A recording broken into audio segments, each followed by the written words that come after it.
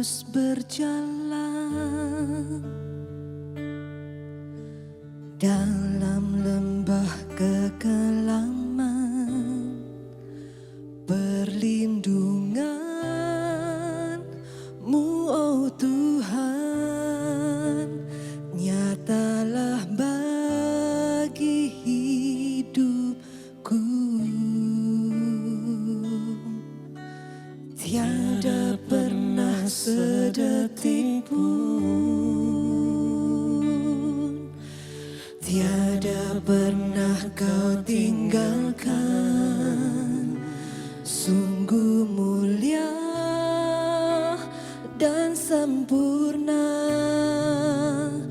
hanya Kau layak disembah. Yesus, Engkau juru selamatku, dalam janji-Mu kemenanganku.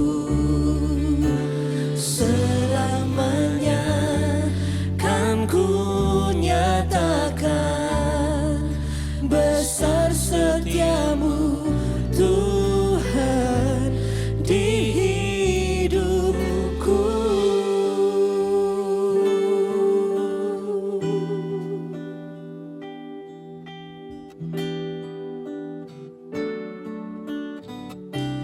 Walau ku harus berjalan, walau ku harus berjalan dalam lembah kekelaman, perlindungan-Mu, oh Tuhan, nyatalah bagi hidupku. Tiada pernah sedetik pun, tiada pernah Kau tinggalkan. Sungguh mulia dan sempurna, hanya Kau layak disembah. Yesus, Engkau juru selamatku,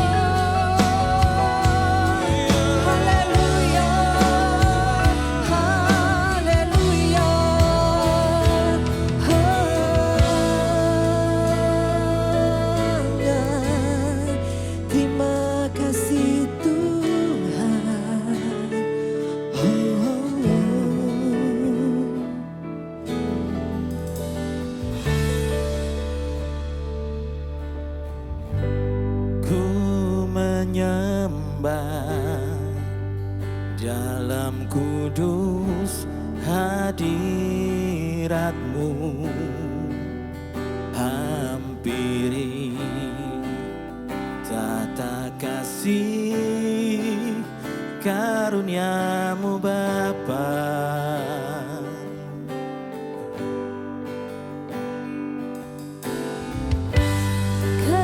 Kekuatanku hanya dalam hadirat-Mu, Yesusku. Hanya Kaulah segalanya.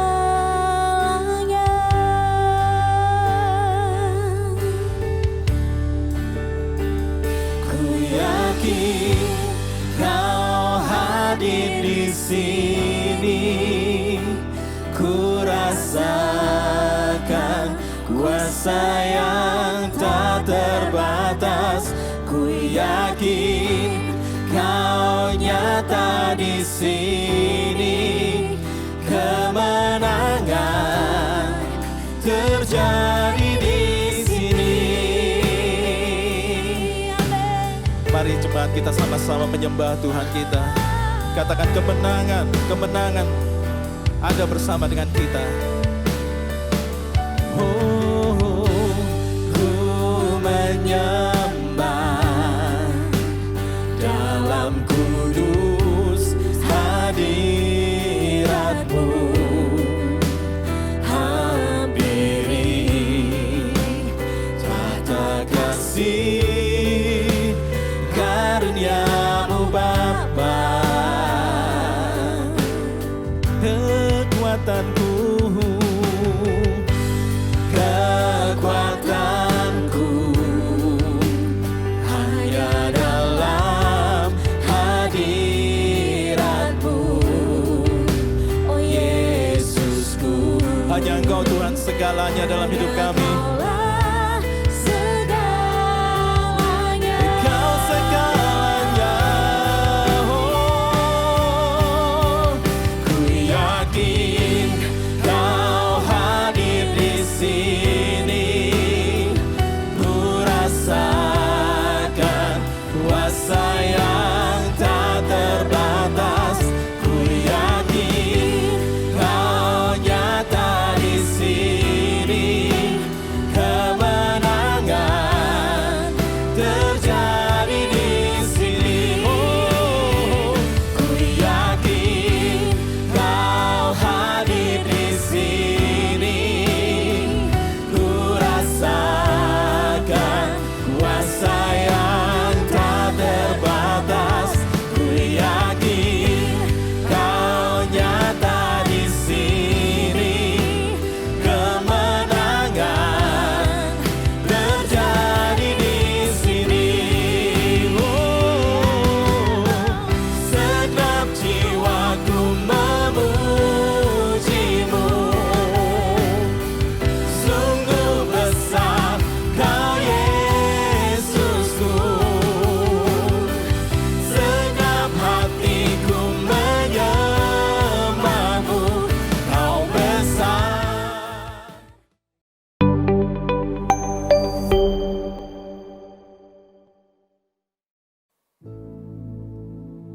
Beberapa saat lagi kita akan segera mengakhiri tahun 2020 dan akan segera memasuki tahun yang baru 2021. Saat ini mari kita merenungkan sejenak kebaikan Tuhan sepanjang tahun ini, kesetiaan Tuhan sepanjang tahun ini. Dengan keyakinan yang sama, dengan satu kepastian, kita memasuki tahun yang baru.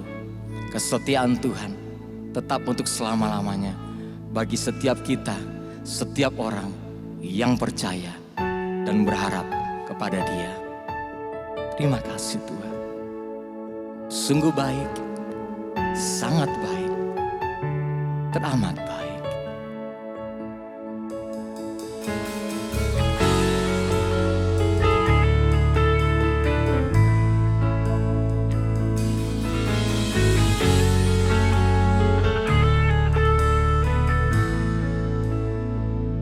I love you, Lord.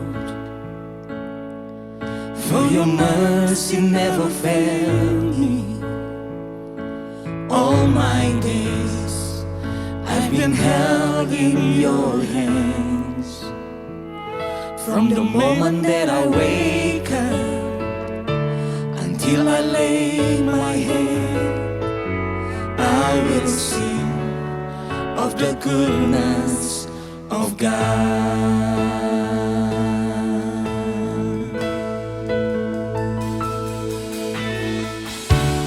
All my life you have been faithful. All my life you have been so good. In every breath that I am able, I will sing of the goodness of God. Yes, you are. I love your voice, Jesus. I love your voice. You have led me to the fire. In darkest night, you are close like no other. Yes, you are. I've known you as a father. I've known you as a friend. I have lived in the goodness of God. All my life, all my life you have been faithful. Woo. All my life you have been so good. In every breath that I am able, I will sing of the goodness of God. All my life you have been faithful. All my life you have been so good. With every breath that I am able, come on, I will sing of the goodness of God. Your goodness is running after me. Your goodness is running after me. With my life laid out, I'm surrendered now. I give you everything. Your goodness is running after your goodness. Your goodness is running after me. Your goodness is running after me. With my life laid out, I surrender now. I give you everything. Come on. Your goodness is running after me. Say, all my life you have been faithful. Come on. All my life you have been so good. In every breath that I am able, I will sing of the goodness of God. All my life, all my life you have been faithful. Woo. All my life you have been so good. Yes, you are. Every breath that I am able, I will sing of the goodness of God. I will sing of the goodness of God. Yeah, I will sing of the goodness of God. Yes, you are. God sungguh baik Tuhan. Haleluya.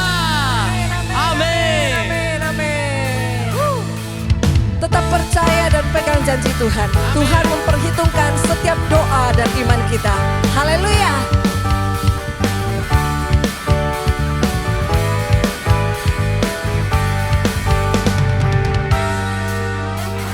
Tak mungkin bagi manusia, tapi itu pasti bagimu. Tak layak di mata manusia, namun berharga bagimu. Tuhan yang menjamin hidupku ada di pihakku. Ku tak akan pernah goyah, sebab aku lebih dari pemenang. Dengan imanku ku lihat nyata janji-janjimu. Dengan imanku ku terima jawaban doaku. Dasar dari setiap harapanku hanyalah iman kepadamu. Dengan imanku kau perhitungkan hidupku. Tak mungkin bagi manusia, tapi itu pasti bagimu. Tak layak di mata manusia, namun berharga bagimu. Tuhan yang menjamin hidupku ada di pihakku. Ku tak akan pernah goyah, sebab aku lebih dari pemenang. Dengan imanku ku lihat nyata janji-janjimu. Dengan imanku ku terima jawaban doaku. Dasar dari setiap harapanku hanyalah iman kepadamu. Dengan imanku kau perhitungkan hidupku. Temukan iman dalamku. Setiaku kepadamu selamanya. Dengan imanku ku lihat nyata janji-janjimu. Dengan imanku ku terima jawaban doaku. Dasar dari setiap harapanku hanyalah iman kepadamu. Dengan imanku kau perhitungkan hidupku. Dasar dari setiap harapanku hanyalah iman kepadamu. Dengan imanku kau perhitungkan hidupku. Dengan imanku aku lihat janjimu. Dengan imanku terima jawaban doaku. Dengan imanku aku lihat janjimu. Yes. Dengan imanku terima jawaban doaku. Yes, terima kasih Tuhan, sungguh baik. Kami tetap percaya kepada Tuhan yang menciptakan langit dan bumi. Kami tetap percaya bahwa Engkau berdaulat atas seluruh kehidupan kami. Dan di saat ini Tuhan, kami mau taruh hidup kami untuk Engkau tetap pimpin kami Tuhan di tahun yang baru nanti. Karena kami sangat yakin dan sangat percaya bersama dengan Engkau dan oleh tuntunan-Mu sajalah kami bisa melihat masa depan yang penuh harapan. Terima kasih Tuhan Yesus. Engkau setia dan kasih-Mu kekal sampai selama-lamanya. And we love you, Lord. We praise you, Jesus.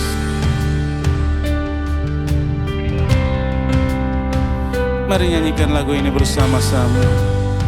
Tuhan, Kau setia.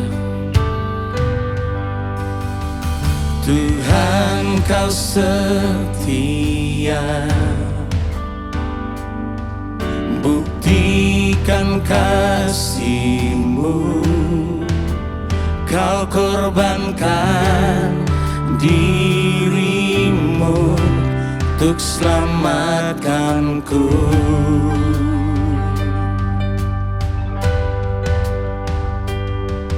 Engkau penuhiku dengan Roh-Mu yang hidup, membuatku melihat dan percaya betapa besar kuasa-Mu.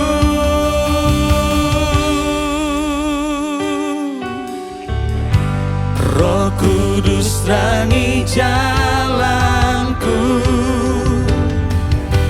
ku aman sebab Engkau yang selalu menuntun di setiap langkahku. Ku percaya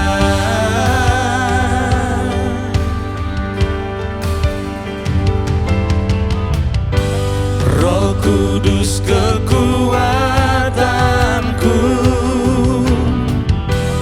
imanku teguh di dalam-Mu. Ku tak gentar, ku tak takut sebab Kau bersamaku. Tuhan, Kau setia. Tuhan, Kau setia. Buktikan kasih-Mu, Tuhan. Buktikan kasih-Mu. Kau korbankan diri-Mu untuk selamatkanku.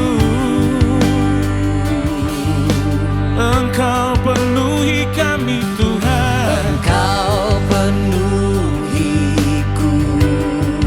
Dengan Roh-Mu yang hidup, dengan Roh-Mu yang hidup, membuatku melihat dan percaya betapa besar kuasa-Mu.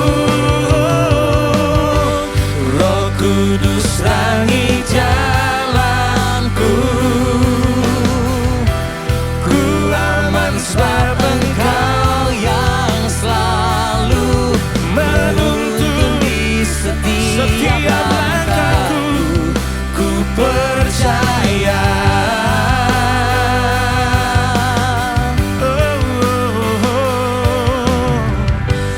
Roh Kudus kekuatanku, imanku teguh di dalam-Mu. Ku tak gentar, ku tak takut sebab Kau bersamaku. I am yours. I am yours forever.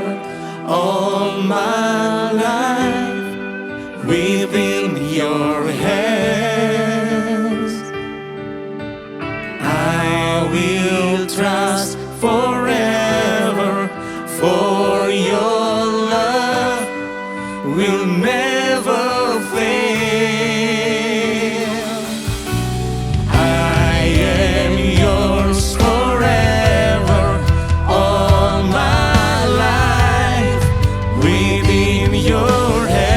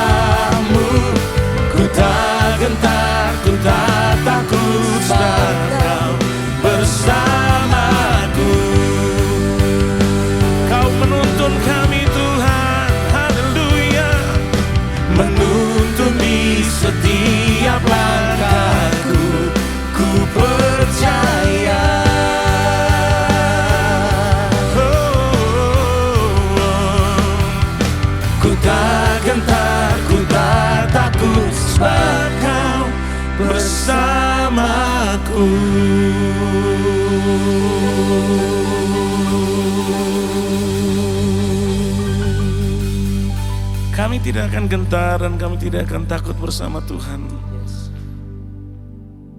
Menghadapi tahun yang baru, kami tahu Engkau Tuhan yang dulu, sekarang, sampai selama-lamanya tetap sama. Allah yang menguasai seluruh kehidupan kami. Terima kasih Tuhan. Terima kasih Yesus. Roh Kudus terangi jalanku, ku aman sebab Engkau yang selalu menuntun di setiap langkahku. Ku percaya. Biarlah lagu ini berbicara dari hati kita, dalam hati kita. Roh Kudus kekuatanku,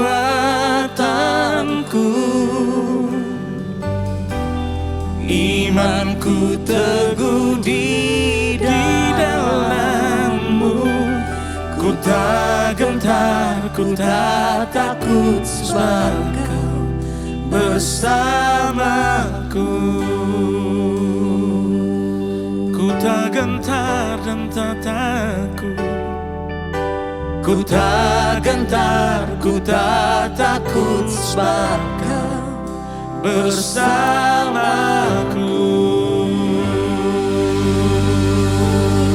Haleluya, haleluya.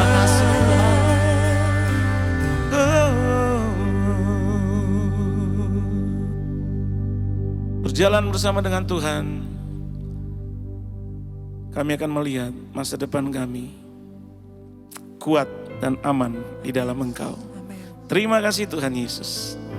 Terima kasih Bapa. Kami sambut tahun yang baru dengan keyakinan penuh bahwa Engkau tetap bersama-sama dengan kami. Amin. Di dalam nama Tuhan Yesus. Haleluya. Amin. Selamat malam Bapak Ibu Saudara, kita berjumpa di dalam ibadah online MDC Surabaya khusus akhir tahun tanggal 31 Desember 2020. Dan sesaat lagi kita akan mengakhiri tahun ini, masuk ke dalam tahun yang baru, tahun 2021. Dan bagi Bapak Ibu Saudara yang saat ini mungkin sedang berlibur di satu tempat dan menyaksikan tayangan online ini, Bapak Ibu Saudara juga bisa menyapa satu dengan yang lain di kolom live chat yang ada di YouTube. Katakan mungkin, oh halo saya ada di kota mana, kota ini. Tapi tetap perhatikan, patuhi protokol kesehatan yang ada. Sama seperti kita saat ini, kita memakai masker semua tentunya. Dan kalau Bapak Ibu Saudara sedang berlibur, jauhi kerumunan gitu. Meskipun kelihatannya happy, bersuka cita, tetap perhatikan protokol kesehatan, gunakan masker, dan jaga diri baik-baik. Nah malam hari ini tentunya kita ditemani oleh atau dilayani oleh para pendeta yang ada di MDC Surabaya, ada Pak Andreas Raharjo, Pak Daniel Sumitro, Ibu Lydia, dan Pak Agus Lianto. Oke, untuk sebelum melanjutkan itu saya mau melepas dulu maskernya supaya kita bisa berbincang-bincang secara nyaman Bapak Ibu Saudara. Oke. Ya, malam hari ini kita mau kembali flashback ke belakang, melihat perjalanan rohani kita secara pribadi juga sebagai gereja selama tahun 2020. Ada banyak peristiwa yang kita hadapi, ada banyak peristiwa yang kita alami, dan tentunya kita tetap percaya bahwa Tuhan menyertai sampai hari ini. Nah kita pada saat memasuki tahun 2020 Bapak Ibu Saudara, tema kita engage. Itu sepertinya itu mengulang. Tahun 2019 kita menggunakan tema yang sama, engage. Kenapa? Karena kita yakin bahwa tahun 2020 ini, di tahun ini, kita sudah menyelesaikan discipleship cycle atau siklus pemuritan itu akan berjalan. Kita sangat semangat untuk memulainya, modul sudah siap, semua udah ready. Bahkan bukan cuma itu saja, satelit-satelit yang ada di MDC Surabaya itu sangat bergairah, mengalami antusiasme yang luar biasa. MDC Krian mengubah namanya sedikit dengan MDC Citra Harmoni karena disesuaikan dengan tempat pada saat itu. MDC Manukan, MDC Kuta, MDC Ciputra World yang sangat antusias sekali, dan kemudian di sini MDC Geraha Pemulihan. Bahkan yang masih kita ingat, salah satu langkah iman kita yang paling besar untuk memasuki tahun 2020 adalah dibukanya MDC Galaxy di Mall Galaxy. Ada pergumulan iman, ada perjuangan yang begitu luar biasa, dan sampai akhirnya terbukalah MDC Galaxy di Mall Galaxy. Dan tentunya nanti Ko Agus akan bercerita banyak tentang itu, tapi Bapak Ibu Saudara tuliskan di live chat apa pengalaman yang paling berkesan selama tahun 2020 sebelum pandemik. Nanti tolong ya diketik di bawah. Tentunya kita akan mendengar perjalanan iman bagaimana ibadah dimulai di Mall Galaxy. Ada banyak pergumulan tentunya. Nah, Ko Agus akan bercerita soal itu. Silakan Ko Agus. Baik, terima kasih atas kesempatannya. Senang sekali bisa ketemu di akhir tahun untuk setiap jemaat. Perjalanan MDC Galaxy merupakan satu perjalanan penuh mujizat. Ya, karena sama sekali tidak terpikir oleh kami pada waktu itu untuk bisa masuk ke mall. Tetapi itu Tuhan pimpin ya, jadi semua itu pimpinan Tuhan. Dan semua yang kami anggap waktu itu tidak mungkin itu akhirnya terjadi, menjadi kenyataan.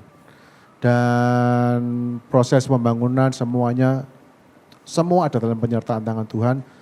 Dan tanggal 2 Februari 2020, yaitu tanggal cantik 0202-2020. Ya, itu ya kebetulan, tetapi 02, ya juga 02. Memang pas ya. Kami memulai ibadah perdana di Galaxy Mall 2 lantai 4. Itu satu tempat yang sangat bagus, yang sebelumnya juga digunakan sebagai gereja. Dan kami ingat pada hari pembukaan itu gairah jemaat begitu luar biasa, semangat jemaat, dan jemaat Galaxy merupakan penggabungan dari dua jemaat satelit, yaitu satelit Klampis di timur dan satelit Rungkut di selatan. Dan kami bergabung, kami bersatu, dan kemudian bersama-sama masuk di Galaxy Mall untuk membuka satu satelit di sana. Dan masih segar dalam ingatan saya betapa semangat gairah yang luar biasa menggebu-gebu dari setiap jemaat yang pada saat itu hadir. Dan kehadiran jemaat pada saat itu langsung membludak ya, waktu itu belum ada pandemi. Jadi kursi itu dimasukkan semua, dan kita waktu itu baru jalan 2 kali ibadah langsung. 2 kali ibadah tuh tidak bisa menampung, sudah sangat penuh, dan minggu demi minggu seperti itu. Dan saya melihat yang membuat saya terharu adalah jemaat-jemaat lama. Jadi jemaat Klampis ini adalah generasi pertama MDC. Teman-teman lama saya yang usianya 50-an seperti saya ini, mereka kembali mengangkat kursi, mereka kembali mereka kerja keras, nempel stiker, mereka yang kemudian bersihin karpet, mereka itu semangat mula-mula itu kembali dirasakan. Dan saya sangat bersyukur, saya betul-betul merasakan bagaimana Tuhan itu memimpin, Tuhan itu menyertai, dan Tuhan menggerakkan, membakar hati setiap jemaat dengan gairah yang begitu tinggi, sehingga kami bisa memulai ibadah itu dengan semangat yang luar biasa, sangat diberkati oleh Tuhan.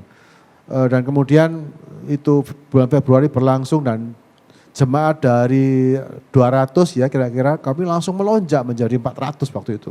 Tapi saya tahu pada saat itu ya itu pertama. Tapi kemudian waktu itu kami stabil di angka 300, sehingga mulai Maret ya, sebulan setelah mulai bulan Maret kami memutuskan untuk mengadakan 3 kali ibadah. Maret tanggal 8. Maret tanggal 15.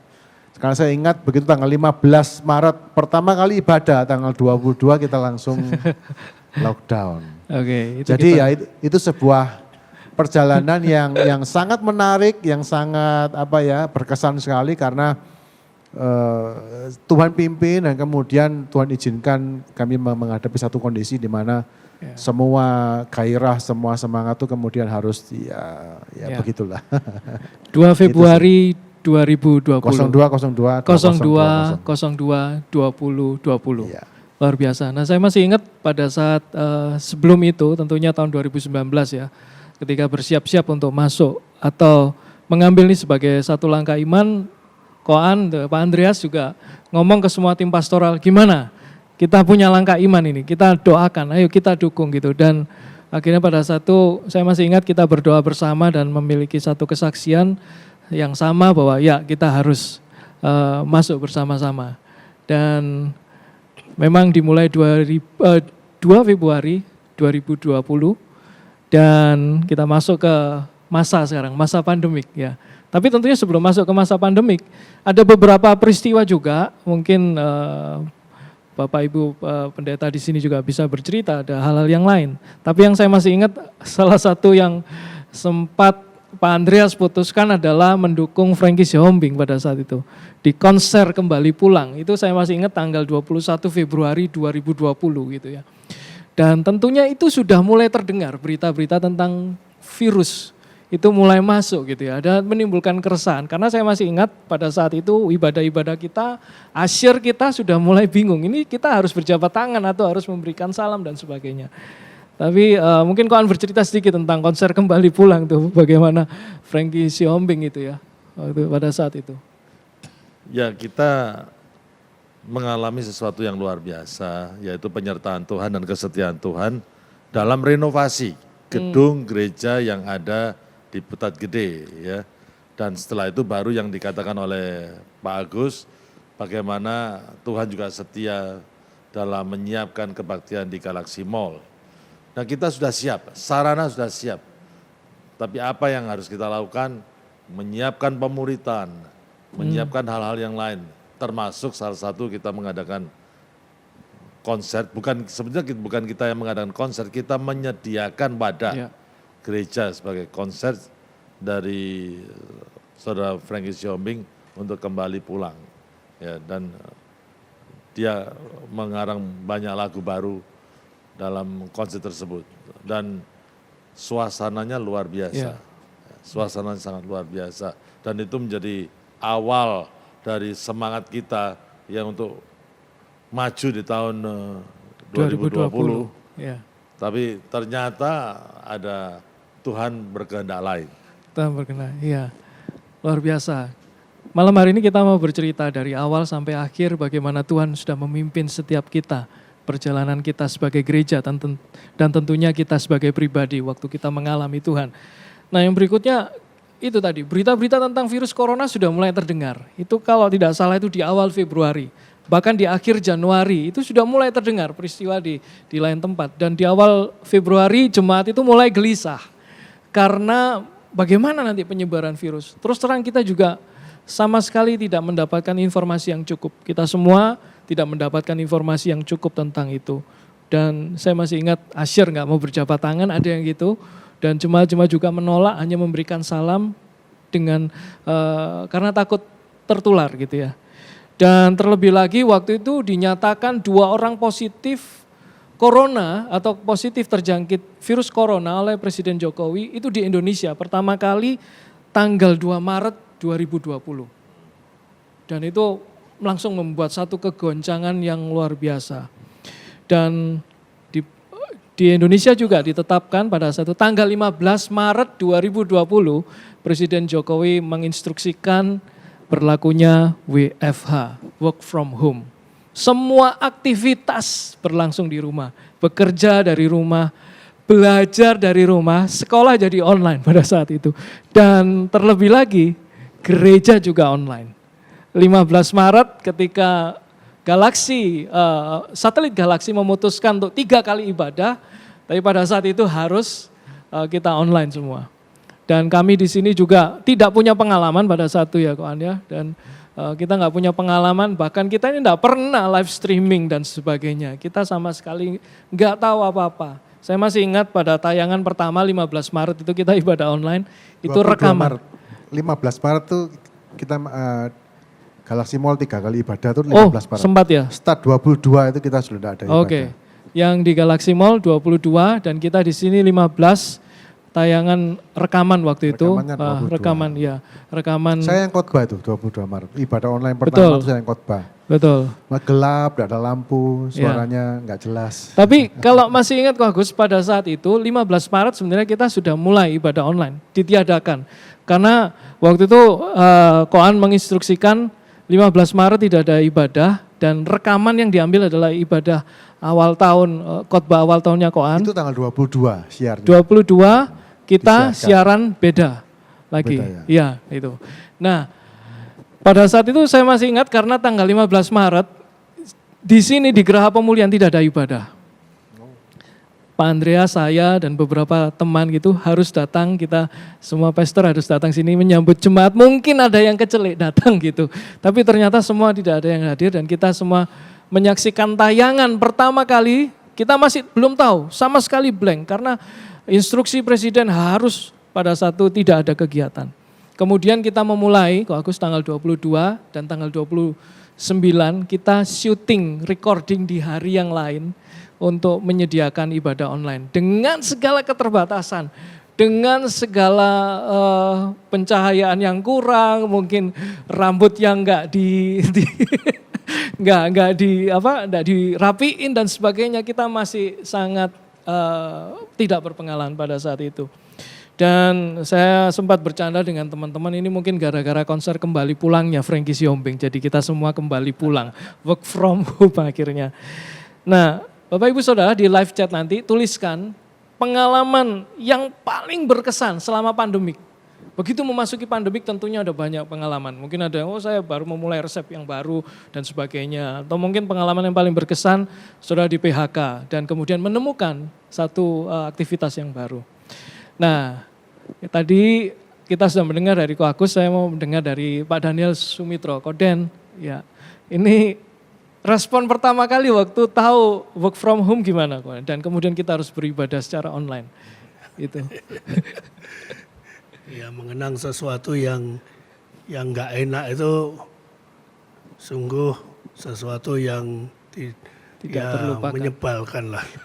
Tapi mau bagaimana dikata, hari itu jadi setelah hari Minggu ibadah di sini tanggal 8, tanggal 9-nya Senin saya ke Singapura. Hari Senin. Karena harus menengok keluarga, anak-anak saya 2 di sana. Dan entah bagaimana saudara, mestinya saya dijadwal untuk khotbah di Singapura hari Minggu betul. berikutnya.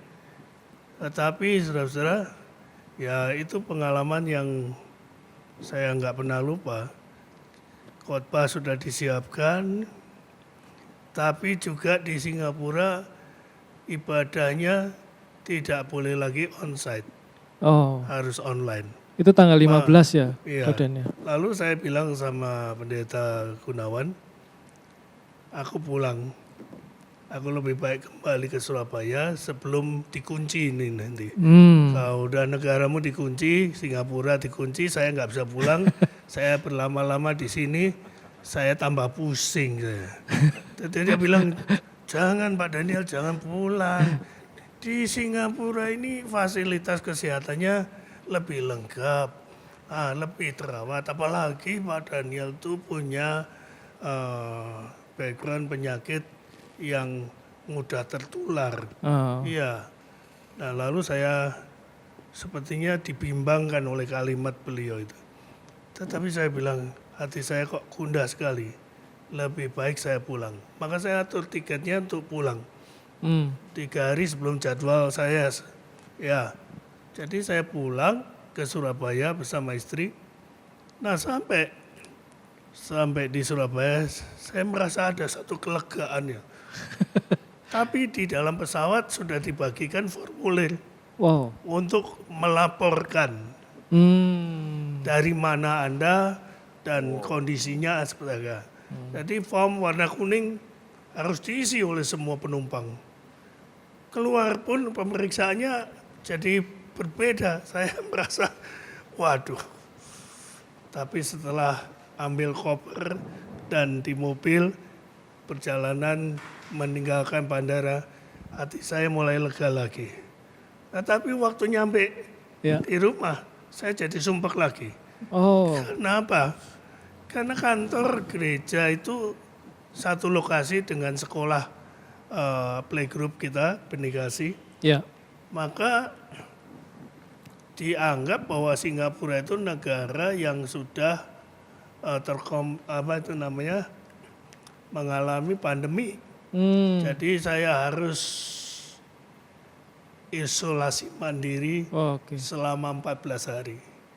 Ada satu pelayanan yang saya minta maaf tidak bisa dilakukan karena ya masalah ini peraturan pemerintah harus isolasi mandiri itu. Jadi sungguh satu pengalaman yang sesungguhnya pengennya itu harapannya begini.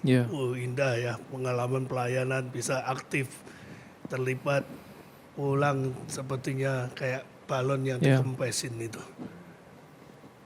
Tapi kita sebagai orang beriman kan tidak boleh kita itu merasa seperti katak dalam tempurung. Kita harus melihat anugerah Tuhan itu cukup bagi kita. Amen. Itu Pak Yusuf. Iya, terima kasih Koden. Nah Koden ini kalau boleh saya katakan mengalami sebuah pengalaman secara langsung dalam tanda kutip berhadapan dengan kondisi pandemik karena di Singapura sudah ditetapkan kondisi yang darurat, kemudian dalam perjalanan pulang ke Indonesia beliau dengan kesadaran melakukan isolasi mandiri dan masih ingat juga bahwa pada saat itu kantor gereja juga mulai ditetapkan bergantian masuknya kami gitu ya. Kami juga menerapkan protokol sampai akhirnya tanggal 15 total kita harus melakukan semua secara online. Nah tentunya setelah itu kehidupan gereja berubah secara total gitu ya. Mungkin ada Bapak Ibu yang mau sharing di sini, mungkin dari pengalaman dari MDC Kuta atau Iya, ini kalau bicara pandemi, saya ingatnya pada waktu ini secara pribadi dan berjemaat dulu. Setiap awal tahun kan saya selalu menjurnal. Jadi dengan ekspektasi yang tinggi, saya ingat persis di judul depan jurnal saya tulisannya begini, New Season. Wow. New Season karena saya dapat ayatnya dari Kidung Agung. Wah itu dengan satu ekspektasi luar biasa, ternyata new seasonnya pandemi ini. Satu pengalaman pribadi dan yang kedua dalam berjemaat di Natal 2019 dari MDC ini temanya mengambil tema accepted, diterima. Terus kemudian langsung kita sepertinya dengan gigi 5 waktu itu kita mencanangkan engage dengan satu semangat luar biasa untuk menggulirkan cycle pemuritan. Itu saya ingat persis itu karena saya tulis di jurnal saya itu new season, jadi musim yang baru, semangatnya luar biasa dan juga lagi sangat berharap melihat adanya cycle pemuritan yang akan berdampak luar biasa. Dan yang saya ingat pada waktu awal-awal pandemi itu kan sebenarnya saya baru pulang ke Israel, jadi untung nggak ke lockdown di Israel. Jadi Februari saya pulang, kemudian di Indonesia mulai ditetapkan sebagai hari di mana kita semua work from home. Dan pada waktu masih ibadah secara onsite dan kita tidak boleh lagi bersalaman, bagi saya pribadi itu tersiksa. Karena saya pribadi yang orangnya itu selalu nyalamin jemaat. Dan itu saya maju mundur, nyalami enggak. Dan itu menyiksa saya secara pribadi. Dan sampai harus terjadinya lockdown itu, work from home. Dan jemaat di Bali pun juga berimbas. Bali sangat berimbas sejak lockdown itu karena Bali ini kan bergantung pariwisata. Secara ekonomi jemaat terhantam semua. Tapi juga saya ngelihat selama pandemi dari tema besarnya MDC Engage. Karena itu 2 kali diulang engage di mana kita akan mengengagekan diri kepada rencana Tuhan dan sekaligus kepada orang-orang yang perlu dijangkau. Saya seperti melihat tangan Tuhan itu memaksa kita tidak lagi engage tapi establish ke cycle berikutnya, establish sehingga betul-betul berakar. Dan hari-hari saya melihat kita semua didorong untuk betul-betul berakar di dalam Tuhan. Itu jadi Kuta sendiri berdampak sekali, kami tidak melakukan ibadah onsite sejak diberlakukan oleh pemerintah dan kami baru onsite Agustus kemarin kami baru karena diizinkan oleh pemerintah. Itu. Iya, terima kasih Khalid. Ko Agus kan pada saat tanggal 15 Maret menetapkan 3 kali ibadah dan kemudian kita harus online pada saat itu. Gimana pada saat itu? Ya di situ saya mau tidak mau menyadari atau merenungkan kembali tentang esensi sebuah gereja. Dengan semua gedung yang bagus, fasilitas yang bagus, dengan semua euforia yang terjadi karena kemenangan-kemenangan yang ada. Dan secara mendadak itu kayak semua yang bersifat luar, semua yang bersifat kebanggaan jasmani itu ya dengan satu kali pukul tuh harus ditinggalkan.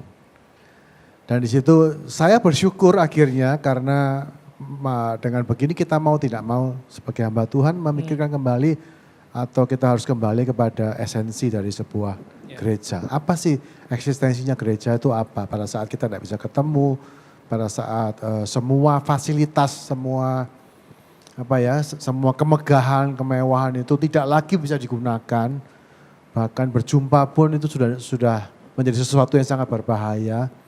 Di situ kerohanian atau iman kita kepada Tuhan, hubungan kita dengan Tuhan itu kayak dimurnikan, dikembalikan betul-betul kepada esensi yang semula.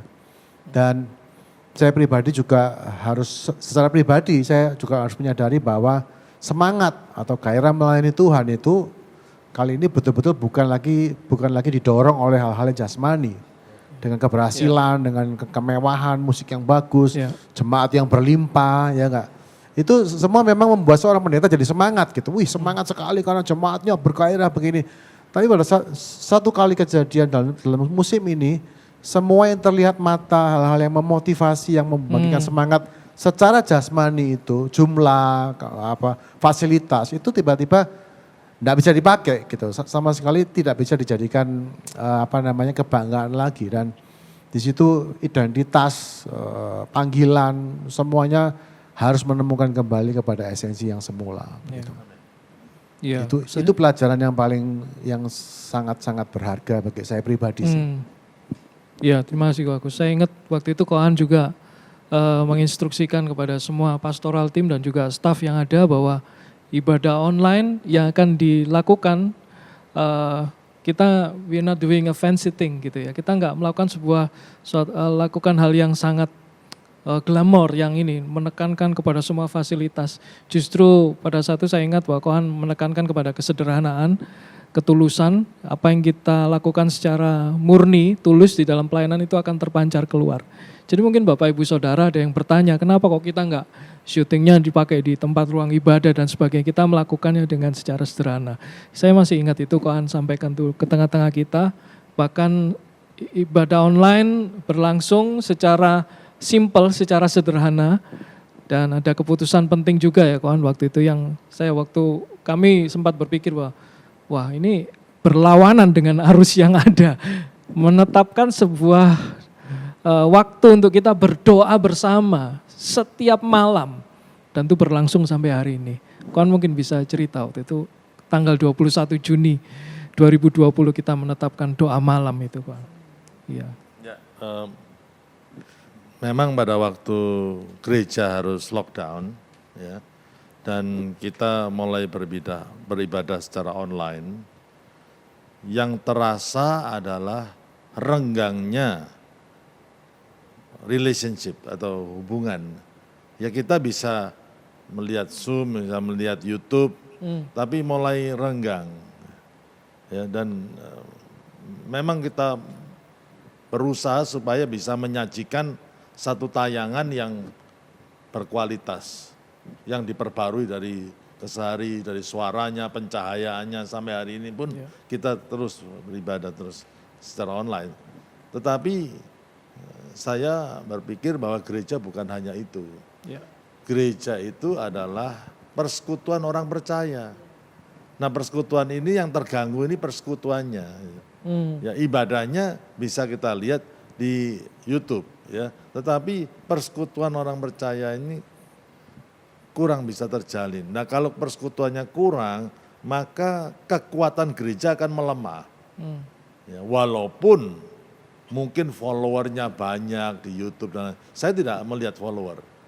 Saya tidak berkompetisi menurut saya gereja tidak usah berkompetisi di kayak kasarnya istilahnya jor-joran di ibadah online. tapi gereja harus menjadi gereja Jadi yang Tuhan inginkan. Kita tidak berkompetisi dengan gereja lain kok Anda. Iya, dalam tidak ini. berkompetisi. Ya, jelas. Ya, kita kembali kepada esensi gereja yang sesungguhnya. Ya, kalau saya lihat gereja yang awal mula-mula adalah gereja yang lahir di tengah krisis juga. Ya. Tapi gereja itu bisa survive secara luar biasa. Dan nilai-nilai dari gereja mula-mula itulah yang harus kita pikirkan supaya gereja bisa survive. Dan salah satunya nilai itu adalah nilai kehidupan doa yang solid. Wow. Nah dari situlah akhirnya diputuskan setiap minggu kita akan ada doa. Dan terus doa itu diperkuat dan diperkuat. Karena seharusnya rumah Tuhan harus menjadi rumah doa. Ya. Amen. Ya, saya setuju Pak Andreas tadi. Persekutuannya mulai terganggu. Ya. Nah, hari itu kontak itu salah satu kunci untuk bisa menjaga persekutuan itu bisa tetap ada. Dan kita janji tetap bisa ketemu secara online. Dicoba pakai aplikasi Zoom, pakai aplikasi WhatsApp, video call. Video call. Wah, terus setelah mencoba beberapa aplikasi, ada rumor bahwa memakai aplikasi Zoom pencurian keamanannya data kurang. Jadi setiap teman-teman itu mulai ragu memakai aplikasi yang mana. Dan kemudian sesungguhnya iman kita itu akan pengen persekutuan itu tetap ada. Dan saya bilang kepada teman-teman, ini loh ahli tentang pakar IT bilang bahwa kita akan aman memakai ini, pakai itu. Ya jadi pilihannya adalah, ayo kita harus tetap bersekutu, apapun caranya. Dan sungguh biasanya kalau kita pertengahan tahun itu kan libur ya. Tapi hari itu teman-teman nggak mau libur. Wow. Karena liburan anak nggak ada. Karena semua anak-anak, sekolahnya dari rumah. Iya, anak-anak di rumah jadi, semua. Kita terus bisa bersekutu, kita bisa saling menguatkan. Bahkan satu kali ada anggota keluarga dari anggota kontak itu sakit, lalu minta didoakan melalui Zoom. Waduh, kita semua doa sungguh-sungguh. Dan kesaksiannya adalah yang kita doakan ibu itu besoknya memberi kesaksian bahwa setelah didoakan tuh ada kesembuhan yang luar biasa. Dan saya merasa bahwa ini tidak boleh kita liburkan, kita terus jalan. Dan ini sungguh akan menolong setiap saudara-saudara juga untuk tergabung dalam kontak. Karena kontak ini akan menjaga persatuan dan persekutuan kita. Ya. Dan ada banyak tentunya kesaksian mujizat selama masa pandemik yang mungkin terjadinya secara online.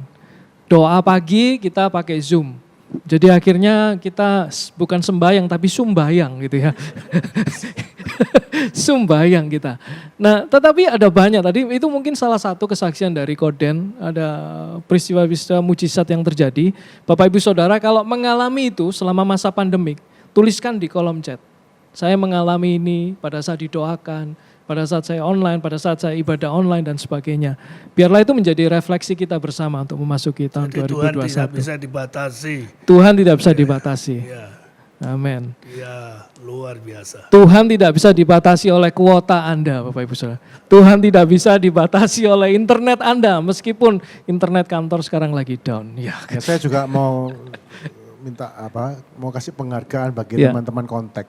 Oh ya betul. Ini luar biasa. Mungkin luar biasa. Sebelum Pak Agus meneruskan, kontak itu adalah pertemuan kecil dalam kelompok kecil bagi orang yang mungkin tidak terbiasa dengan istilah kontak. Adalah kelompok pemuritan dalam gereja MDC. Dan saya mendengar beberapa kontak itu bahkan selama pandemi dari mulai itu tidak pernah libur. Tidak pernah libur. Itu beberapa ada yang begitu sekalipun. Wow. Bahkan ada yang tidak pernah libur dan seminggunya ketemu 2 kali lewat Zoom. Wih.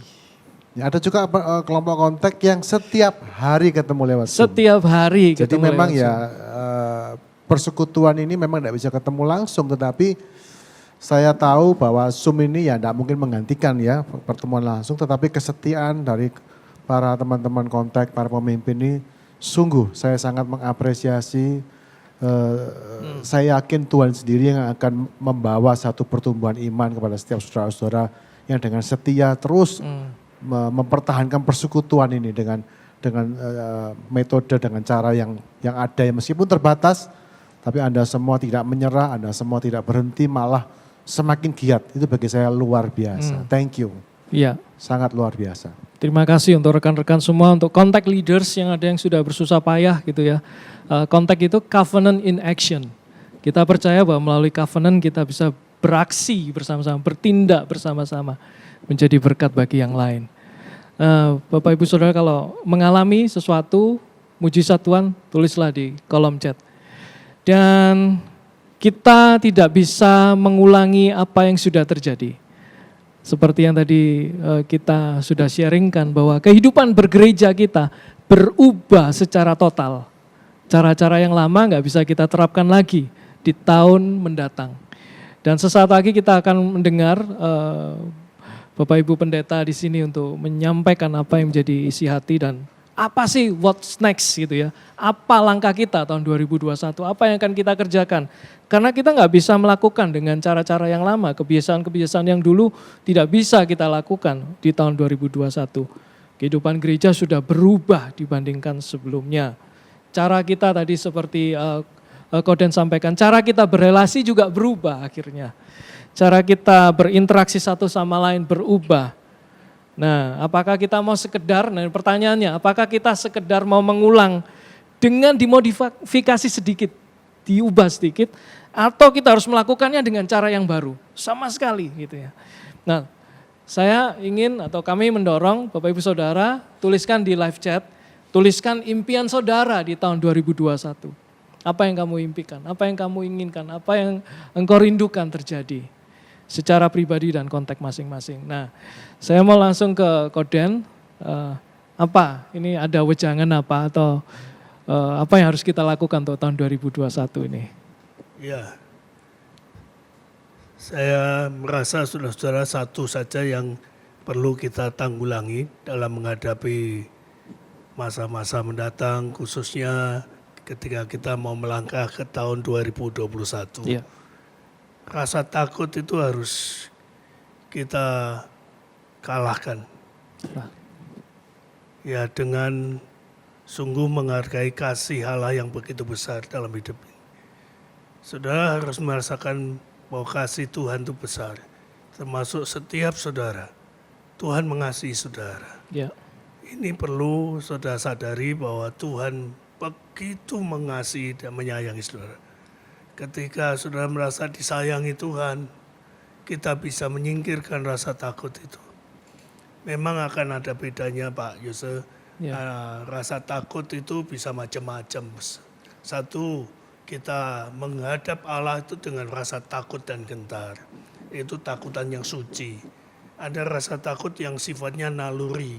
Naluri itu karena kita diberikan oleh Tuhan kemampuan untuk mendeteksi bahaya. Jadi waktu bahaya kita bisa menghindar.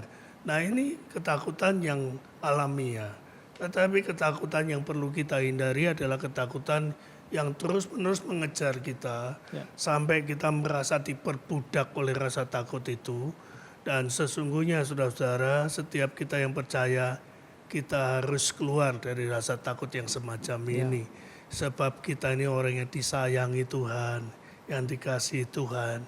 Dan saudara-saudara, sungguh Tuhan tidak pernah menaruh rasa takut di dalam diri kita. Memang rasa takut ini emosi jelek yang tertua dalam kehidupan manusia. Adam dan Hawa sembunyi karena takut. Karena dia ketahuan telanjang. Setelah itu takut harus disingkirkan. Di hari Natal yang baru lewat ini, ini kalau sudah baca banyak berita tentang jangan takut. Malaikat Tuhan bilang sama Maria jangan takut. Malaikat Tuhan juga memberikan mimpi kepada Yusuf jangan takut. Kepada para gembala yang hari itu disingkirkan oleh masyarakat pada umumnya pada waktu itu, juga kalimat jangan takut ini diucapkan.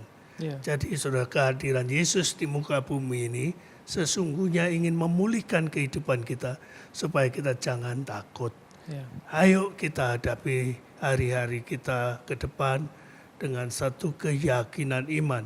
Sebab Tuhan mengasihi saudara dan saya percaya juga setiap kita dikasihi Tuhan. Saya mau baca satu ayat saja untuk mengakhiri apa yang saya katakan. Yesaya 58 ayat yang ke-8 dan yang ke-9 bunyinya begini. Pada waktu itulah terangmu akan merekah seperti fajar dan lukamu akan pulih dengan segera. Kebenaran akan menjadi barisan depanmu dan kemuliaan Tuhan barisan belakangmu. Pada waktu itulah engkau akan memanggil dan Tuhan akan menjawab. Engkau akan berteriak minta tolong dan ia berkata, ini aku. Apabila engkau tidak lagi mengenakan kuk kepada sesamamu dan tidak lagi menunjuk-nunjuk orang dengan jari dan memfitnah. Jadi hari ini yang paling penting adalah kita hidup dalam kebenaran firman Tuhan dan teruslah berharap akan penyertaan Tuhan. Ya. Ya, terima kasih Koden. Dan tentunya itu words of hope juga untuk kaum senior memasuki tahun 2021 karena pandemik ini mungkin yang faktor golongan usia yang senior yang jauh lebih terpukul karena saya mendengar juga ada yang usia di atas 55 bahkan 60 ke atas itu ketika mereka mau beribadah, kok aku mau beribadah aja nggak boleh gitu ya. Mereka kayaknya sangat merasa terhalangi dan terpukul, tapi tetaplah tadi seperti yang Koden sampaikan, jangan takut itu. Karena Tuhan itu tetap setia dulu, sekarang, sampai selamanya. Oke, Bu Lydia mungkin bisa memberikan juga. Iya, selama pandemi ini kita sepertinya dipaksa untuk beradaptasi. Jadi kurang lebih hampir setahun, dari sejak Maret 8 bulanan. Untuk membentuk sebuah habit baru itu dibutuhkan sekitar 3 minggu, 1 bulan itu supaya terbentuk habit yang baru. Nah, buku yang sedang saya baca hari-hari ini The Land Between. Bagaimana orang Israel yang biasa dan mental budak keluar dari Mesir dan ada di padang gurun. Itu sebenarnya memprotoli banyak hal. Dalam masa-masa pandemi ini saya melihatnya masa di mana kita redefinisi ulang. Jadi mendefinisikan ulang dan menata ulang tentang yang tadi sampaikan Pak Agus sama Koan tentang kembali melihat esensi bergereja itu apa, esensi kekristenan itu apa. Jadi balik ke fundamen, balik kepada akar, balik kepada dasar. Dan ternyata pandemi ini sebenarnya menjadi cara untuk mengekspos apa yang menjadi value kita, mengekspos apa yang menjadi di dalam kita. Jadi pandemi ini saya melihatnya bukan sesuatu untuk menghancurkan, tapi mengekspos. Ya. Dan dalam masa-masa pandemi ini juga, dalam The Land Between itu saya membaca bagaimana di kondisi padang gurun, kondisi di mana kita belajar untuk bergantung pada Tuhan. Tapi saya masa untuk tahun depan ya, after pandemi, what next-nya kita juga nggak tahu sampai kapan berakhir. Tapi ada satu bagian firman Tuhan yang pada waktu kitab Keluaran pasal 24 itu, Musa diminta Tuhan untuk melakukan covenant lagi, jadi membangun lagi covenant. Dan di situ Musa membacakan firman Tuhan. Jadi membacakan firman Tuhan dan kemudian Musa menyiram mereka dengan darah sebagai simbol tentang pengampunan dosa. Di situ saya melihat bahwa pandemi ini kan menata ulang, meredefinisi lagi tentang apa yang menjadi value kita. Yeah. Apakah Kristen kita ini benar-benar Kristen yang berakar atau bergantung kepada yang hanya di luar. Jadi menemukan kembali nilai-nilai yang hakiki. Yeah. Dan kita sepertinya dipaksa, quote and quote dipaksa untuk membentuk sebuah habit yang baru. Dan kita harus beradaptasi, kalau tidak seperti yang tadi kita dengar pada waktu lockdown dan kemudian kita harus online, ada sedikit kegagapan, gagap. Dan kalau kemudian pandemi ini tidak menghasilkan sesuatu dalam hidup kita, kita bisa tergagap-gagap ketika Tuhan melakukan sesuatu juga di kedepannya. Jadi mari kita belajar untuk mengembrace, merangkul apa yang menjadi purpose-nya Tuhan. Seperti ada kata pepatah yang mengatakan begini, if you cannot change the circumstances, change your perspective. Kalau kita ini nggak bisa ngubah keadaan, ubah cara pikir kita, cara bagaimana kita melihat. Kitab Keluaran 24 di situ dikatakan Musa ini dan seluruh umat Israel membangun kembali covenant. Ini nilai yang sekarang sebenarnya nilainya atau artinya menjadi merosot dan juga bahkan hilang. Covenant, baik covenant yang di dalam rumah tangga maupun covenant bergereja itu merosot sekali dalam masa-masa pandemi ini. Dan kalau kita ngelihat bagaimana Allah itu Allah yang bercovenant, makanya disebut firman Tuhan Alkitab Perjanjian Lama, Perjanjian Baru. Kita diingatkan kembali bahwa Allah itu yang mengejar kita, mencari kita, dan mengikat perjanjian dengan kita. Itu sebabnya ketika Bapak Ibu dengan saya kita melakukan perjamuan kudus, itu sebenarnya kan mengingat kembali perjanjian darah yang telah dibuat oleh Tuhan dengan kita. Jadi setiap kali perjamuan kudus sebenarnya mengingatkan kita betapa pentingnya nilai covenant. Jadi seperti yang dikatakan di kitab Keluaran, Musa ini membangun kembali covenant. Jadi word next-nya kita tidak tahu persis apa yang terjadi. Tetapi tidak pernah salah untuk salah satu value gereja GKPP, filosofinya adalah covenant relationship. Jadi harus dibangun ulang. Dan saya ingin membacakan satu bagian di kitab 2 Tawarikh, pasal yang ke-15, ayat yang ke-12, pada waktu itu Raja Asa, dan kemudian Asa ini dinasihati oleh seorang nabi dan kemudian berbalik pada Tuhan yang sungguh-sungguh. Saya meyakini kalau ternyata pandemi ini membuat kita, mendorong kita untuk semakin sungguh-sungguh nempel melekat pada Tuhan, jangan kehilangan attachment. Bapak Ibu ada banyak cara untuk kita bisa attach dengan saudara seiman, walaupun secara online, secara Zoom, jangan kehilangan attachment itu.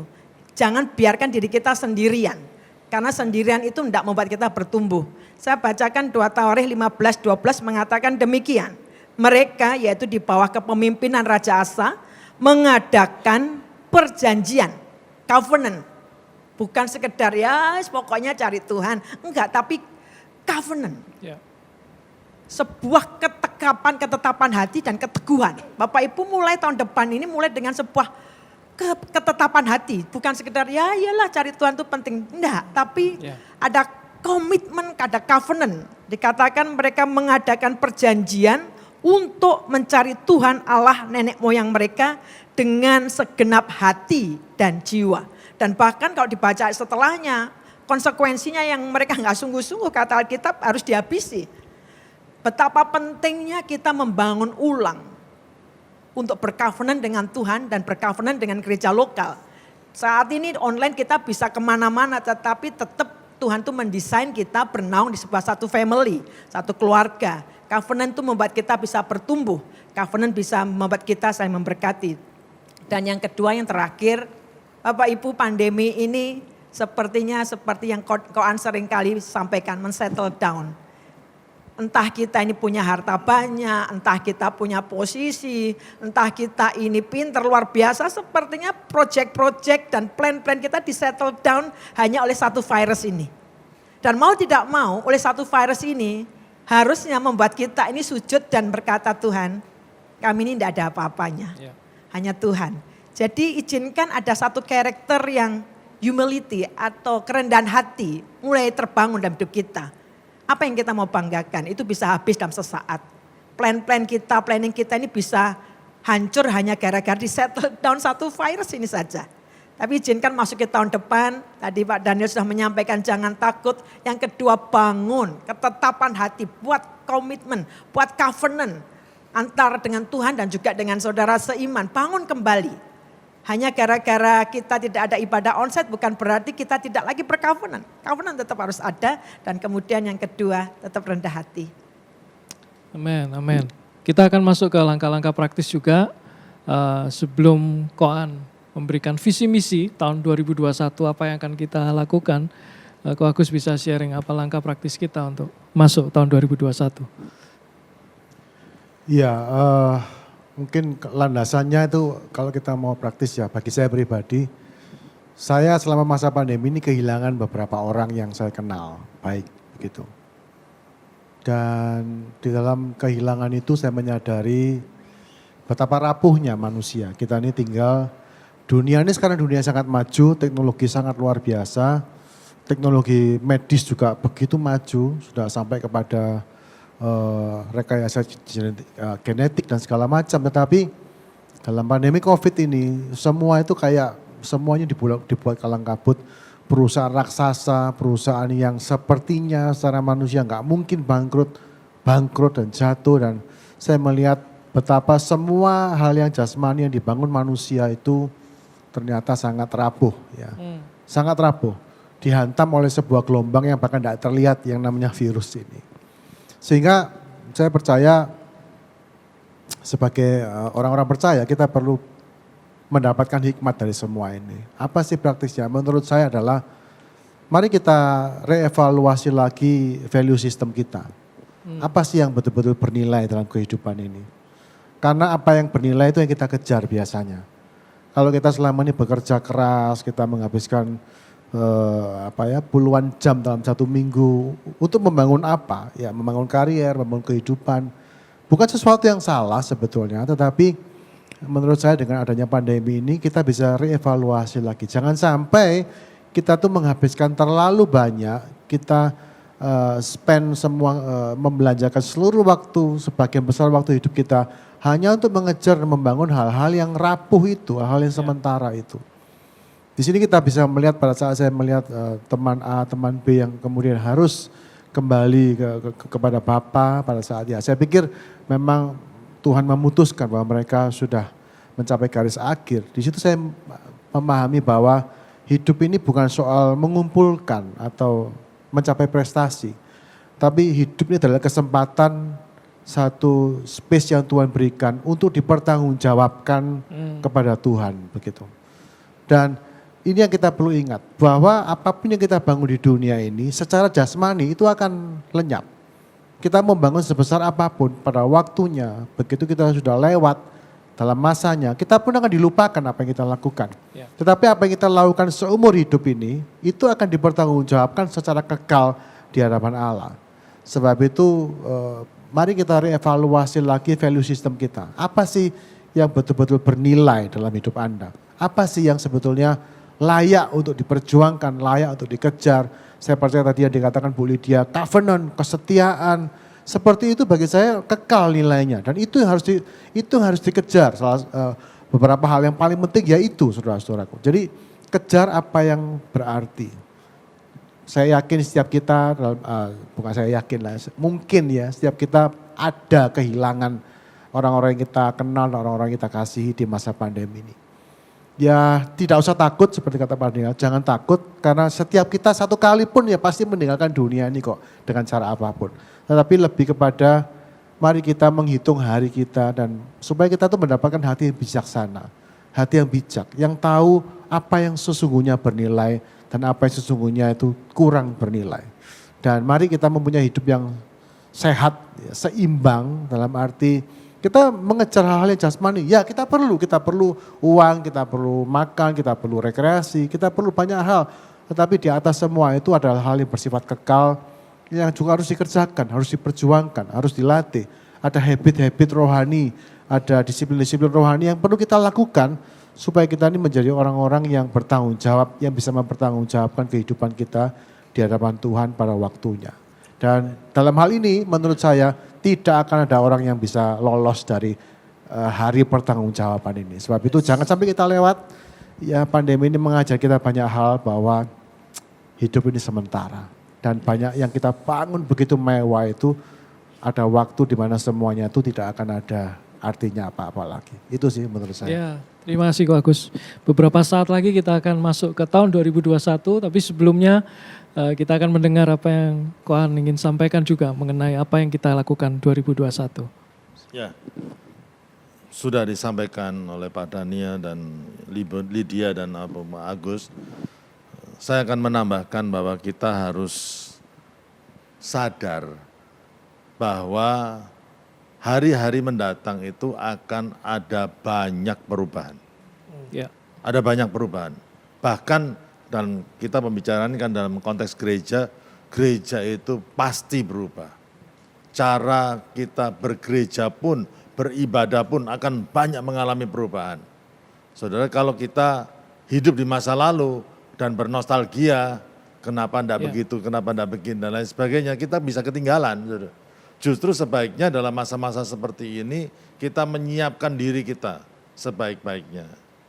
Bagi saya menyiapkan diri sebaik-baiknya adalah menyiapkan diri secara rohani. Karena spiritualitas itu sangatlah penting.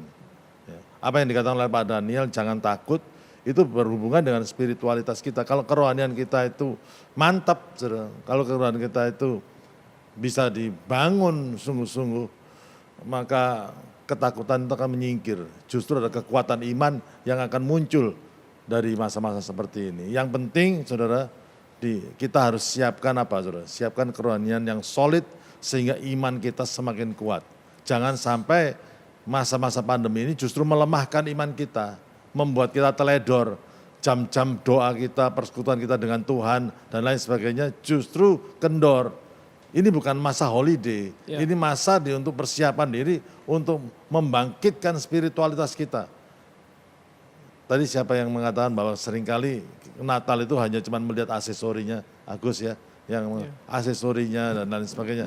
Kekristenan jangan sampai kita lihat hanya aksesori dan lain sebagainya. Tetapi yang paling utama dalam kekristenan itu adalah apa saudara? Persekutuan kita dengan Tuhan. Dan itu yang harus terus ditingkatkan terus. Kita semakin beriman, kita tidak akan takut, wawasan rohani kita semakin bertambah, hidup kita memperkenankan hati Tuhan, kita semakin mengenal kehendak Tuhan, dan kita mau menyelesaikan rencana Tuhan. Nah itu hal-hal yang seperti itulah. Nilai-nilai kebenaran itu semakin banyak kita terima, sehingga ada fondasi dari spiritualitas kita itu semakin kuat. Ya, jadi itu yang vertikal, tapi juga ada yang horizontal. Seperti yang disampaikan oleh Ibu Lydia tadi, ya bagaimana kita menjalin relasi yang kuat dengan saudara seiman. Kita tidak bisa sukses sendirian, kita harus ingat bahwa dalam masa perubahan yang seperti ini, kita tidak akan menjadi kuat sendirian, itu tidak mungkin. Kita tidak mungkin menyelesaikan rencana Allah sendirian, tidak mungkin. Kita membutuhkan saudara seiman yang lain. Itulah sebabnya kita perlu merapatkan barisan kita. Itulah sebabnya tahun 2021 tema daripada gereja MDC adalah moving together. Yes. Bergerak bersama-sama. Saya melihat di masa pandemi ini membuat kita seakan-akan tercerai-berai. Ya, lockdown memang bagus, cuman kita ya tercerai-berai. Nah, kehilangan faktor fellowship. Nah, kita harus semakin menguatkan diri kita secara vertikal, secara rohani, tapi kita juga menguatkan secara horizontal, bersekutu dengan saudara seiman, saling menguatkan. Nah, kita harus mengembangkan diri kita juga, jangan lupa kita mengembangkan diri kita juga. Ya, hal-hal apa yang perlu kita kembangkan dalam masa-masa pandemi ini? Jangan sampai kita cuman di rumah dan tidak mengembangkan apa-apa. Ada banyak hal yang kita bisa kembangkan, membaca buku, wawasan kita dikembangkan, mengembangkan skill-skill tertentu dan lain sebagainya. Ya, ibu-ibu banyak yang pinter masak sekarang, buka PO dan lain sebagainya. Ya itu bagus. Ya, tapi mari kita kembangkan potensi yang Tuhan sudah siapkan ke titik yang maksimal sehingga kita siap memasuki tahun yang baru ini. Rohani kita mantap, tetapi relasi kita dan saudara seiman, kita maju bersama-sama untuk mencapai apa yang Tuhan inginkan. Itu pesan saya. Amin. Mantap. Kita akan memasuki tahun 2021 dan mengakhiri ibadah online kita di hari yang terakhir di tahun ini. Dan tadi seperti pesan tadi, jangan takut karena Allah kita adalah Allah Alfa dan Omega. Dia yang awal dan akhir, dia penguasa waktu, dia bertahta di dalam kekekalan. Dan kasih setianya tetap dulu, sekarang, sampai selama-lamanya. Oke, kita akan berdoa, kita akan didoakan oleh Koan untuk berdoa berkat untuk memasuki tahun 2021. Silakan. Tuhan, walaupun ada banyak rencana kami yang terbengkalai Tuhan dengan adanya pandemi ini, tapi kami tidak mengomel, kami tidak marah atau kecewa Tuhan. Tapi kami justru mau mencari kehendak-Mu Tuhan Yesus. Pasti di balik semua ini pasti ada rencanamu yang mulia, Tuhan. Dan justru sebagai gereja Tuhan, kami mau menyiapkan hati kami, Tuhan. Ya, sehingga kerohanian kami lebih dewasa kembali. Ada karakter-karakter yang kurang baik itu dikikis Tuhan, sehingga karakter Kristus menjadi karakter kami semua, Tuhan. Kami juga menyiapkan diri untuk mengembangkan talenta yang Engkau telah berikan pada kami, Tuhan Yesus. Dan kami juga, Tuhan, ingin maju bersama-sama dengan saudara seiman yang lain. Biarlah dalam tahun 2021 ini, Tuhan, kami maju bersama-sama, bergerak bersama-sama, Tuhan. Dan no one left behind, tidak ada yang ketinggalan. Kami mendorong yang lain, kami menguatkan yang lain, Tuhan Yesus. Hamba-Mu berdoa untuk seluruh jemaat dimanapun mereka berada, Tuhan. Jangan sampai mereka itu dikuasai oleh ketakutan, tapi keberanian iman. Kita akan memasuki tahun 2021 ini. Dan biarlah sungguh-sungguh ikatan covenant itu di antara kami semakin solid, semakin kuat. Ya. Yang terima kasih Tuhan Yesus. Dan biarlah kami memasuki tahun yang baru ini dengan anugerah yang besar dari Allah Bapa dan kasih sayang Yesus Kristus dan kuasa Roh Kudus menyertai kami dari saat ini sampai selama-lamanya. Amin. Amin, amin. Tuhan Yesus memberkati.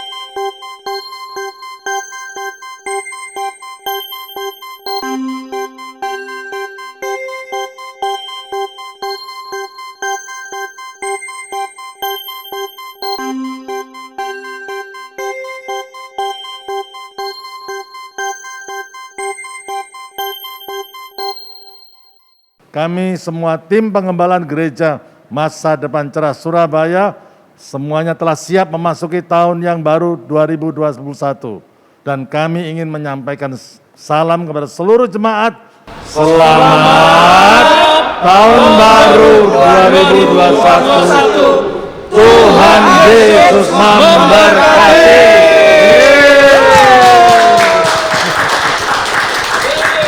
Kami Royal Priesthood mau mengucapkan Selamat tahun baru 2021.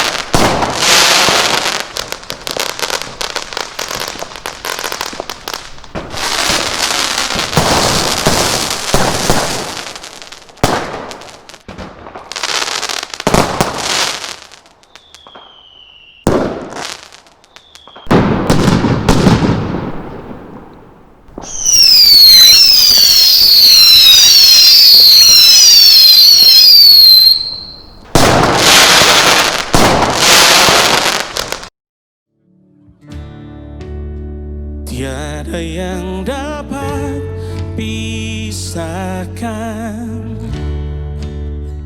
ku dari terangnya kasih-Mu. Kau hadirkan ketenangan yang tak bisa dunia berikan. Kini Kau pegang hidupku dan Kau hapus kesalahanku. Berharganya pengorbanan yang memberikan keselamatan.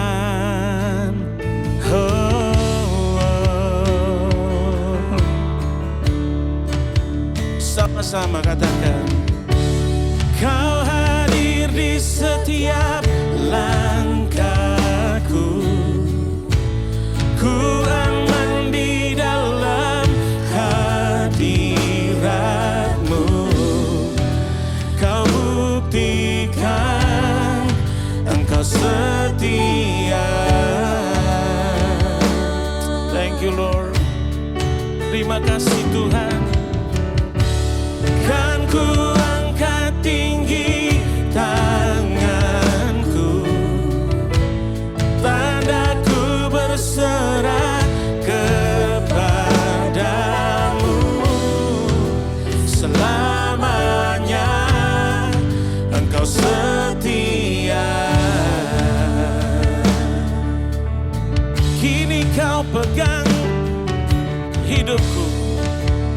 Kini Kau pegang hidupku dan Kau hapus kesalahanku. Berharganya pengorbanan yang memberikan keselamatan.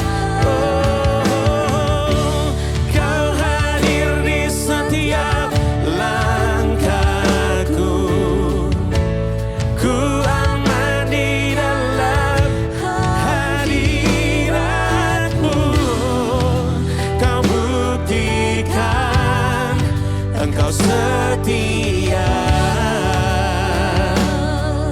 Mari angkat kedua tangan kita bersama-sama. Kan ku angkat tinggi tanganku, tandaku berserah kepadamu. Selamanya Engkau setia. Oh, your presence never leaves me. Oh, your presence never leaves me, and you'll never forsake me. Oh, your presence never leaves me, and you'll never forsake me. Oh, your presence never leaves me, and you'll never forsake me.